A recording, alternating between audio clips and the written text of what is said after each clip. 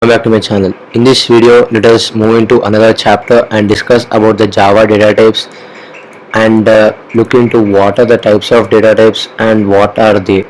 So let us now discuss about the data types. How are they divided into? They are divided into two types: primitive data types and non-primitive data types. So what is the primitive data types definition and how many types of primitive data types are there, and what is the size of the each of the data type which we have. So let us now define the primitive data type. So primitive data type defines the size and value of the variable. So if we are given some data type which is int, so this primitive data type is going to define the size and value of the variable. So here int size is going to be 4 bytes and value of the variable, it is our wish, so we can declare it by adding int before we are going to declare any variable we wanted. So there are 8 types of data types, primitive data types that Java offers us. They are int, float, char, byte, short, long, boolean, double. So int is going to occupy 4 bits and float is going to occupy 4 bits in your memory locations of the program. So and char is going to occupy 2 bits and bit is going to occupy 1 bit. Short is going to occupy 2 bits. Long is going to occupy 8 bits and boolean is going to occupy 1 bit and double is going to occupy 8 bytes. So now let us now define each of the data type which we have listed out here. So first of all, we'll discuss about the bit. It stores the whole numbers from -128 to 127. It replaces int or any other integer types to save memory in the range of -128 to 127. So if the whole numbers are familiar with these numbers we listed here, so this byte can store the numbers which are going to lie between these numbers. So it can replace int or any other data type which can store up to this value, so -128 to 127. Now let us go and discuss about the int. It includes the whole numbers from -1 2147483648 to 2147486647. So these are the numbers. It is not fixed kind of it is just our approximate values wherein we can get a clarity that how many numbers it is going to take in. So let's check how many digits it is. 1 2 3 4 5 6 7 8 9 10. So 10 digits. So if this case is possible, so you can include it in long. So let us discuss about the long now. It stores whole numbers from -922333720368547758082, the positive number. So if we are not, our value isn't fitting in this 10 numbers, we can include the long and give an extension to it. It includes numbers when int cannot include the numbers. So here if this is not, int is not able to take these numbers, you can shift to long and add your desirable numbers.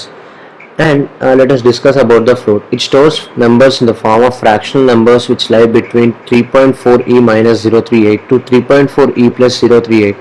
Make sure that you are going to end the value with f at the end. So here is the value, 3.4e in the sense 3.4 and error. So your number isn't going to fit in this and it is showing you the error. It will include negative and positive both. So negative, it is 3.4e minus 038 to 3.4e plus 038. Let us now discuss about the double. So float is something which can fit the numbers into this and double is the extension for it. So you see the difference in the last 3 digits. It is 038 here, it is 308 here. So you may include the values from 1.7e minus 308 to 1.7e plus 308. So you should also make sure that you're going to end the value with a D here, so that it will compiler will think that you have included the number in double. So now boolean, as we know from C, Python and now Java, it is one and the same. It is going to evaluate a given condition is true or false. So it is probability type. So if we have a condition like yes or no, So I ask a question to someone like, do you want to come out now today or code now? So you say yes if your mode is good, and you say no if your mode is not good. So boolean is that data type which takes care of this condition wherein you say yes or no. So it lies between true or false, 0 or 1, and anything which is only two conditions, not more than that. So char or character, it is used to store a single character in a single quotation mark. So as we know from C that we have also created a ASCII value uh, report, program, and just printed out our disabled numbers to be 85, 84 or something. So char name, the char name is equals to G. So here we are going to get out the value in the println that to be we are going to get it as my name. So this will print out UG. So you can also alternatively predict the ASCII values as I have said now. So now as we are done with the text part, let us also discuss about the non-primitive data types.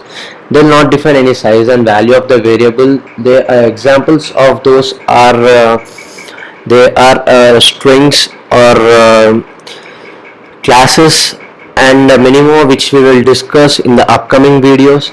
Now let us just go and predict the square root of a number which we have assigned. So let us go into the compiler and discuss about it. So let us just try to change the programming language which we want to code in. So I am changing it to Java, and now I'll declare a variable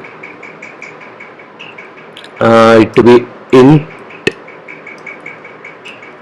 my num equals to 4. Now let me just print out a line. So math dot square root of x my num.